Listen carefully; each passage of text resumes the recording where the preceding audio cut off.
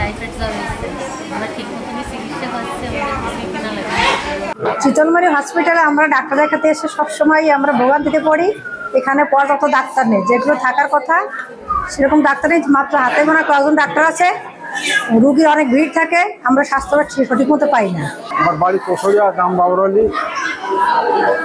ডাক্তারের মান ভালো, আর যে ওষুধ লাগছে তা আমার দেশে পাচ্ছি।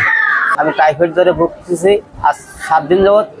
আমার চিকিৎসা যেখানে হচ্ছে খুব ভালো হচ্ছে চিকিৎসা, আমার খাবার দাবার খুব ভালো হচ্ছে, ডাক্তারও প্রতিদিন আসে, সেবা খুব ভালো হচ্ছে।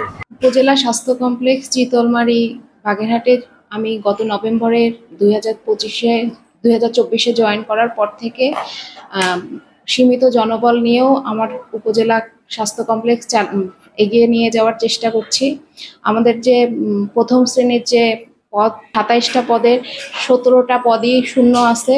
আর আমরা সবচেয়ে বেশি সমস্যায় আছে আমাদের দ্বিতীয়, তৃতীয় এবং চতুর্থ শ্রেণীর যে জনবল সংকট, এটা নিয়ে।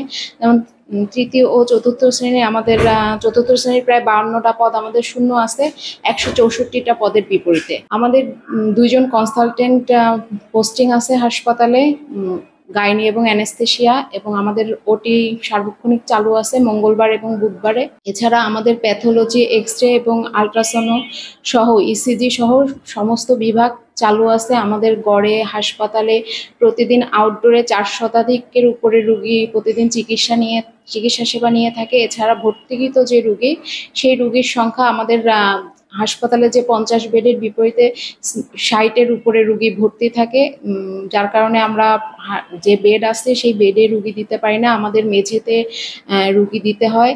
এছাড়া যেহেতু হাসপাতালের বিভিন্ন জায়গায় অবকাঠামো যে সমস্যা আছে, দেখা যায় যে অতিবৃষ্টির কারণে সেই সব জায়গা থেকে পানি পড়ে এবং ফ্লোর তখন কর্দমাক্ত হয়ে যায়। এবং সবথেকে বড় যে আরেকটা সমস্যা, সেটা হচ্ছে পানির সমস্যা। টিউবওয়েলের পানি দিয়ে চলতে হয়, যার কারণে হচ্ছে বাথরুম সহ অন্যান্য যে অবকাঠামোগুলো আছে সেগুলো হচ্ছে লবণাক্ত পানির কারণে দেখা যায় যে আমাদের পরিষ্কার পরিচ্ছন্ন রাখা বেশ কষ্টসাধ্য হয়ে যায়, যেহেতু জনবল সংকট রয়েছে একটা।